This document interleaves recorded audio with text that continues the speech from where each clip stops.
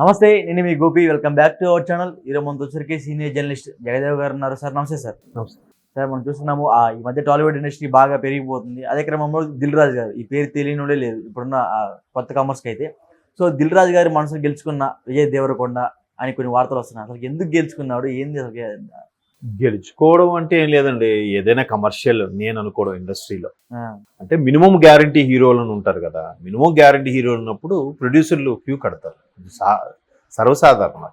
ఎందుకంటే అలాంటి విషయాల్లో నాకు తెలిసి దిల్ రాజు గారు, అల్లు అరవింద్ గారు ముందు వరుసలో ఉంటారు. నిజంగానే తమ్ముడు ప్యాకెట్ ఏదైనా ఇండస్ట్రీలో కూడా ప్రతిదీ సెంటిమెంట్ గాను, ఈ హీరోయిన్ అయితే ఐరన్ లెగ్, ఈ హీరో అయితే బాబు ఇది అవుతారని ఎందుకు ఫోల్ అవుతారంటే పైసలు, అంతే కదా. దాని మీద ఎంతో మంది ఆధారపడతారు, ప్రత్యక్షంగా పరోక్షంగా. ఒక సినిమా నడుస్తున్నప్పుడు 1000 మంది డిపెండ్ అయిపోయి మినిమం 1000 మంది బతుకుతారు. ఆ రిలీజ్ అయిన తర్వాత థియేటర్స్ వాళ్ళు, సైకిల్ స్టాండ్ వాడు, వెహికల్ స్టాండ్ వాడు, సమోసా షాప్ వాడు, బుకింగ్, బయట మళ్ళీ అక్కడికి వచ్చినవాడు, దానికి థియేటర్కి వెళ్ళడానికి ఆటోలు, తర్వాత ర్యాపిడోలు, వీళ్ళు కూడా ఇండైరెక్ట్గా మరి బతుకుతున్నట్టేగా సినిమా మీద. సో అట్లా ఇంతమంది ఉంటారు కాబట్టి వాళ్ళు ఆ జాగ్రత్త తీసుకోవడం తప్పేం లేదు. అంతే. ఈవెన్ మనం ఇలా మాట్లాడేస్తారు కానీ చాలా మంది నెటిజన్స్ సోషల్ మీడియాలో చాలా అవహేళనగా, వాడేలుగా వీడేలుగా అని ప్రొడ్యూసర్ని, హీరోల్ని, హీరోయిన్ని వ్యంగ్యంగా వాళ్ళ పర్సనల్ లైఫ్లోకి వెళ్ళి మాట్లాడతారు. కానీ రేపు పొద్దున వాళ్ళే సినిమాలు లేకపోతే మీరు ఎవరి మీద ఇంకా ట్వీట్ చేస్తారు, ఎవరి మీద మాట్లాడతారు కదా. కాబట్టి దిల్ రాజు గారు ఎందుకు మళ్ళీ ఈ ఇండస్ట్రీ టాక్ వచ్చిందంటే, ఆల్రెడీ ఫ్యామిలీ స్టార్ ఎందుకో అంతగా ఇది అవ్వలేదు. కానీ బట్ ఓటీటీలో అందరూ బాగానే చూస్తున్నారట. ఓకే, ఒకసారి చూడాల్సిన సినిమారా, మరీ అంత వరస్ట్ కాదు అని. ఎందుకంటే సేమ్ కాన్సెప్ట్లు చాలా వచ్చేసాయి కాబట్టి ఈయన ఎలా చేశాడు అన్నది. సో ఈయనకి లేడీ ఫ్యాన్స్ కూడా బాగా ఉన్నారు కాబట్టి మేబీ ఓటీటీలో వెళ్తుంది. బట్ ఇప్పుడు ఆయన ఎవరు, గౌతమ్ తిన్ననూరి డైరెక్షన్లో ఏదో ఆ పాటలే లేని సినిమా యాక్ట్ చేస్తున్నారట. ఏదో సమ్ థ్రిల్లరో యాక్షన్ మూవీ ఏదో. జనరల్గా విజయ్ దేవరకొండ సినిమాలు అంటేనే సినిమా ఎలా ఉన్నాయి, పాటలు అయితే 1-2 హిట్ కదా, బాగా అందరు నోళ్ళల్లో నానుతున్నగా రింగ్ టోన్స్ పెట్టుకునేలాగా ఉండే ఖుషి కానీ అన్నీ కూడా. దాన్ని ఏంటిది, గీత గోవింద్ అంటే ఇంకా మ్యూజికల్ బ్లాక్ బాస్టర్ పక్కన పెట్టండి. లైగర్లో కానీ కొన్ని మ్యూజికల్ హిట్ సాంగ్స్ నోట్లో నానుతూ ఉంటాయి. సో ఇప్పుడు నెక్స్ట్ గౌతమ్ తిన్నూరు గారి మూవీలో అసలు పాటలే లేవంట. బట్ ఆయన ఒక ఎక్స్పెరిమెంట్ ట్రై చేస్తున్నాడు. అది అయిన తర్వాత మళ్ళీ ఆయన ఎవరు, రాజావారు రాణివారు అని తీశారు కదా, ఆయన పేరు గుర్తు రావట్లేదు, హీరో కిరణ్ అబ్బోరావు. ఆ డైరెక్టర్కి ఇప్పుడు మళ్ళీ దిల్ రాజు గారు అవకాశం ఇచ్చారు. దిల్ రాజు గారు బ్యానర్లో ఆ డైరెక్టర్ గారితో Vijay Devarakonda next movie. So అందుకు మేబీ ఇప్పుడు డైరెక్టర్ ఆయన పేరు గుర్తు రావట్లేదు, ఏదో చెప్పారు. ఆయన ఇప్పుడు డైరెక్టర్ గారు దిల్ రాజుకి కథ వినిపించుంటారు, ఒప్పుకొని ఉంటారు. సార్ అయితే ప్రొడ్యూసర్ ఏమడుగుతారు, సార్ దీనికి మీకు ఏమేమి కావాలి, ఏ లొకేషన్స్ కావాలి, ఎంత బడ్జెట్ అవుద్ది, రాసిస్తారు కదా. ఎంత పాటలకి ఎంత అవుద్ది, సినిమాకి ఎంత అవుద్ది, ఫైట్లకి ఎంత అవుద్ది, ఓవరాల్గా ఎంత అవ్వచ్చు, ప్రీ ప్రొడక్షన్కి ఎంత, పోస్ట్ ప్రొడక్షన్కి ఎంత, అవన్నీ ముందు మాట్లాడేసుకుంటారు. మీ రెమ్యునేషన్ ఏంటి, జనరల్గా ఇండస్ట్రీ నామ్స్ ప్రకారం ఏమి ఉంటాయి కదా. డైరెక్టర్కి టోటల్ బడ్జెట్లో 10% డైరెక్టర్ కలెక్షన్లో ఉండదు, మరి టోటల్ దీంట్లో ఇంత ఉంటుంది. అది తక్కువ ఉంటే అప్పుడు కలెక్షన్లో డైరెక్టర్ మేబీ షేర్ అడిగితే అడగొచ్చు. కానీ జనరల్గా టోటల్ బడ్జెట్లో 10%, 12%, 8% ఏదో లెక్క ఉంటుంది. అట్లా మాట్లాడుకున్నప్పుడు సార్ మీ స్టోరీకి ఎవరు అనుకుంటున్నారంటే, నాకు విజయ్ దేవరకొండ అయితే నా స్టోరీకి యాప్ట్ అని అన్నాడు అనుకోండి. సరే విజయ్ దేవరకొండ పెట్టుకుందాం, మాట్లాడడం, మొన్నే చేశాం కాబట్టి మన బ్యానర్లో హీరోయే, ఎందుకు చేస్తారు అంతే, సింపుల్. సో అంత మాత్రాన మళ్ళీ ఆయన మెప్పించాడు, ఈయన ఒప్పించాడు, ఆయన హ్యాపీగా దిల్ రాజు గారు విజయ్ దేవరకొండ పట్టుకొని సినిమాలు తీస్తున్నారేంటి. ఇప్పుడు గతంలో కూడా ఒక హీరో హీరోయిన్ 2 సినిమాలు తీశారంటే చాలు, వీళ్ళిద్దరు ఇంకా పెళ్లి చేసుకుంటున్నారు. ఇప్పుడు ప్రభాస్కి అనుష్కకి అలాగే కదా టాకు. ఒక 2-3 సినిమాలు చేశారేమో, మిర్చి ఒకటి, బాహుబలి అలాగే 2 సిరీస్ కాబట్టి మొత్తం 3 సినిమాలు అయినట్టు. ఇంక వీళ్ళిద్దరూ పెళ్లి చేసుకోబోతున్నారు. అక్కడ కాదు, అక్కడ కెమిస్ట్రీ, అక్కడ స్టోరీ తగ్గట్టుగా డైరెక్టర్ ఏం కోరుకుంటున్నాడు, ప్రొడ్యూసర్కి ఏం కావాలి, ప్రొడ్యూసర్ బడ్జెట్లో హీరో వస్తున్నాడా లేదా, ప్రొడ్యూసర్ బడ్జెట్లో హీరోయిన్ వస్తుందా లేదా, వాళ్ళిద్దరు కాంబినేషన్ సెట్ అయిందా లేదా తీసుకుంటారు. అంతేగాని వీళ్ళిద్దరికి ఏదో ఇదైపోయింది, వీళ్ళిద్దరికి పెళ్లి చేసుకోబోతున్నారు, లేదంటే దిల్ రాజు విజయ్ దేవరకొండ కలిసి తీస్తున్నారు కాబట్టి ఇంకా దిల్ రాజు మనసు గెలుచుకున్నాడు విజయ్ దేవరకొండ, ఇకపై దిల్ రాజు సినిమాలన్నీ విజయ్ దేవరకొండతోనే, ఎట్లా ఉంటాయి మీరు తమ్మునైల్స్ చూస్తే. కాదు, అక్కడ స్టోరీ ఏం డిమాండ్ చేస్తుంది, కథకుడు ఎవరైతే రచయిత ఉన్నారో, దర్శకుడు ఇప్పుడు మ్యాక్సిమం దర్శకులందరూ కూడా రచయిత కం దర్శకులే, రచయిత నుంచి దర్శకత్వంలోకి వచ్చిన వాళ్ళే కాబట్టి వాళ్ళే రచనా దర్శకత్వం కాబట్టి వాళ్ళు అనుకున్నప్పుడే దీనికి ఈయనైతే బాగుంటుంది, ఈ నెలలో పెడదాం. ఇప్పుడు కామెడీ ట్రాక్ ఉంది, అల్లరి నరేష్ గారిని పెట్టుకుందాం. ఒక మాసు ట్రాక్, మాసు విత్ ఫ్యామిలీగా ఉంది, రౌడీ విజయ్ దేవరకొండ మనకు కరెక్ట్, అట్లా ఉంటుంది కదా. అలాగా తీసుకుంటారు. ఇప్పుడు ఒక్కొక్క దానికి ఒక్కొక్కరు సూట్ అవుతారని అనుకుంటారు.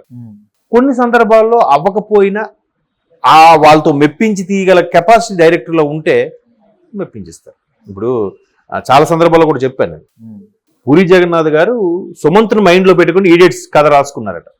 ఈడియట్ ఓ చంటిగాడి ప్రేమ కథ. కానీ అప్పట్లో సుమంత్ బిజీగా ఉండడం, ఆయన వరుస పెద్ద పెద్ద డైరెక్టర్లతో రామ్ గోపాల్ వర్మ, రాఘవేంద్రరావు గారు లాంటి పెద్ద పెద్ద స్టార్టింగ్ కెరీర్లోనే ఆ డైరెక్టర్లతో చేయడం వల్ల ఆయనకి డేట్స్ కుదరలే. సరే ఇంకేం చేస్తానే రవితేజతో తీశారు. రవితేజ గారి కెరీర్లోనే బిగ్గెస్ట్ హిట్ టర్న్ అయిపోయింది ఒక్కసారి లైఫ్. అంతకుముందు ఇట్లు శ్రావణి సుబ్రహ్మణ్యం తీశారు పూరి గారు, బట్ అది ఓకే హిట్ సాంగ్స్ పరంగా, సినిమా పరంగా ఎంత బ్లాక్ బస్టర్ అవ్వలేదు. ఈడియట్ మాత్రం ఇండస్ట్రీని ఊపేసింది కదా. ఆయనకు అనుకున్నది దీనికే అవడం ఏంటి చెప్పలేదు. ఇప్పుడు ఈవెన్ ఇది తొలి ప్రేమ అనుకుంటా, తొలి ప్రేమ సంథింగ్, తొలి ప్రేమ కాదు, ఖుషీ సినిమా. ఖుషీ సినిమా ఎస్జే సూర్య గారు ఈయనకి చెప్పారంట. ఈయనకి అప్పుడు పవన్ కళ్యాణ్ గారికి ఒప్పుకో, అప్పుడు ఇంకా వేరే వేరే సినిమాలే ఉండడం, సంథింగ్ సంవత్సరానికి ఒకటే చేసేవారుగా. సరే ఇంకా టైం ఉంది, అప్పటికి తమిళ విజయ్తో చేశారు తలైవర్. మళ్ళీ వెయిట్ చేసి 1 year 2 years తర్వాత మళ్ళీ పవన్ కళ్యాణ్ గారితో చేశారు. బట్ తెలుగులో హిట్ అయినంతగా ఖుషి ఇంకే భాషలో కూడా హిట్ అవ్వలేదు. పవన్ కళ్యాణ్ గారు లాంటి పెర్ఫార్మెన్స్ మనం ఇంకే లాంగ్వేజ్లో కూడా చూడలేం. హిందీలో తీశారు, తెలుగు వేరు వేరు అన్ని రీమేక్లే, డబ్బింగ్ కాదు. ఇప్పుడు కాదా పాన్ ఇండియా వచ్చేసింది, అప్పుడు పాన్ ఇండియా కాదు కదా. విజయ్ గారికి తమిళ్లో వేరే ఉంటుంది ఏదో, అలాగే మలయాళంలో తీశారు, కన్నడంలో తీశారు. బట్ పవన్ కళ్యాణ్ గారు లాంటి పెర్ఫార్మెన్స్ ఎవరు చేయలేకపోయారు. ఒక కొత్త రకం, ఫస్ట్ వేరే భాష సంబంధించిన పాట కూడా ఇందులో పెట్టడం కదా, ఏ మే రాజా హిందీ సాంగ్, అట్లాంటి చాలా ప్రయోగాలు చేసాడు కూడా ఆయన. సో అట్లాగా ఒక హీరో ఈయనైతే బాగుంటుంది, ఈయనైతే బాగోదు. ఇప్పుడు భద్రా సినిమా ఉంది, బోయపాటి గారు బన్నీతో తీయాలనుకున్నారు. బన్నీతో తీయాలనుకుంటే బన్నీ లేదు, నాకు ఆ ఏజ్ ఇంకా అంత మెచ్యూర్డ్ లెవెల్స్ రాలేదేమో, నాకు ఇది మీరు రవితేజతో తీయండి అని చెప్పి రవితేజ గారు తీసుకెళ్ళి దిల్ రాజు గారితో అప్పుడు ప్రొడ్యూసర్గా చెప్పించి ఒప్పించాడట. దిల్ రాజు గారికి చెప్పి బన్నీయే ఒప్పించారట కథ వినిపించి బోయపాటి ద్వారా. మరి భద్ర రవితేజకి కెరీర్లో అదొక బిగ్ హిట్. అంటే అలాగా ఆ హీరో ఆ స్టోరీ ఓకే అనుకున్నప్పుడు అదైతే సూటబుల్గా ఉంటుంది.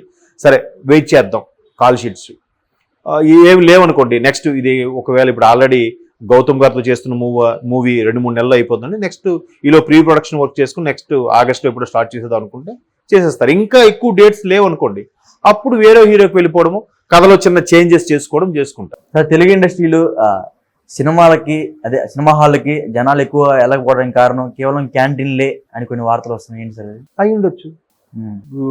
వర్మ గారు కూడా సందర్భంలో, వర్మ గారు కాదు ఎవరు అన్నారు అలాగే మాట, నిజమే కదా. ఇప్పుడు టికెట్ 100 రూపాయలు అబ్బా మామూలుగా, పాప్కార్న్ డొక్కు ఎంతమ్మా 150 ఉంటుంది. మల్టీప్లెక్స్ లో మామూలు థియేటర్లు కూడా 70 రూపాయలు, అది 60 రూపాయలు. సమోసా ఇంతదే 20 రూపాయలు అండి సమోసా. పిల్లలతో వెళ్తే టికెట్ కాస్ట్ ఎంత అవుతుందో స్నాక్స్ కాస్ట్ అంత అవుతుంది. ఏమంటే అంతే, నేను ఒకసారి ఇలాగే చిప్స్ ప్యాకెట్ కొన్నాను పిల్లలతో వెళ్ళినప్పుడు. సరే 30 రూపాయలు అని తీసుకున్నాడు. ఆ చిప్స్ ముక్కుపోయిన వాసన, జిడ్డు వాసన వస్తుంది. ఏం చేయాలి, ఎంత రేటు తీసుకుంటూ నాసిరకం ఇవ్వకుండా అట్లా చాలా ఇబ్బంది పడుతున్నాం కదా. నెక్స్ట్ స్వీట్ కార్న్ ఏదో అమ్ముతాడు, ఎంత డొక్కు ఉంటుంది అది. నాకు ఇంకోటి పోయి మరీ దారుణం అండి, పొటాటో నిలువుగా కట్ చేసి అమ్ముతారు, ఏమంటారు వాటిని, ఫింగర్ టిప్స్, ఫ్రెంచ్ ఫ్రైస్. అవి మరీ దారుణం, అది 150 మామూలు థియేటర్లో కూడా 120 100 రూపాయలు పై మాటే. ఇట్లా చిన్న డొక్కులు, టీ డొక్కులు ఒక 4 పెట్టిస్తాడు. మరి అయిపోయలే, టికెట్ కన్నా అదే ఎక్కువ. 4 వెళ్తాం 400, అది ఆ స్నాక్సే అయిపోతుంది నాకు, అదొక 200-300. అట్లీస్ట్ 1/4 ఉంటే అన్ని స్నాక్స్ కలిపి టికెట్ కాస్ట్లో ఓకే. దానికి కూడా కొంత భయపడే వాళ్ళు ఉన్నారుగా. ఈ మధ్య అందరూ హోమ్ థియేటర్ పెట్టుకున్నాక ఏమవుతుందంటే కొద్ది వెయిట్ చేస్తున్నారు, ఓటీటీలో హోమ్ థియేటర్ వేసుకుని. మా ఇంట్లో కూడా అంతే పరిస్థితి. మా అబ్బాయి వెంటనే ఓటీటీలు వచ్చేవి చూసి ఆడు థియేటర్ ఎక్స్పీరియన్స్ కోసం లైట్లు ఆపేస్తాడు.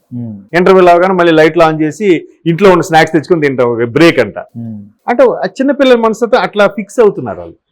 అరే బా థియేటర్కి వెళ్తే మళ్ళీ ట్రాన్స్పోర్ట్ నలుగురికి, మరి అది ఇబ్బంది అవుతుంది కదా.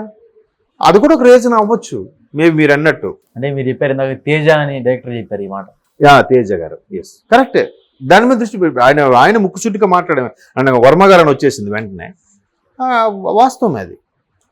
సో మొత్తానికి చూద్దాం, సినిమానైతే కాపాడుకోవాలబ్బా. కాపాడుకోకపోతే అన్ని వర్గాల వరకు కూడా ఇంపాక్ట్ ఉంది. దాని మీద బతికే చాలా వర్గాలు ఉన్నాయి. ఇవాళ రేపు సోషల్ మీడియా అనేది, యూట్యూబర్ అనేది ఒక కొత్త పదం పుట్టింది కాబట్టి వాళ్ళు కూడా ఎలా బతుకుతున్నారు చాలా మంది. నాకు తెలిసి 60-70% సినిమాలు బేస్ చేసుకుని బతుకుతున్నారు సోషల్ మీడియాలో కూడా చాలా మంది, అవునా కాదు? సో కాపాడుకోవాలి, ఇట్లాంటి ప్రొడ్యూసర్ని, హీరోల్ని, దర్శకులను కూడా కాపాడుకోవాలి. Okay, thank you sir.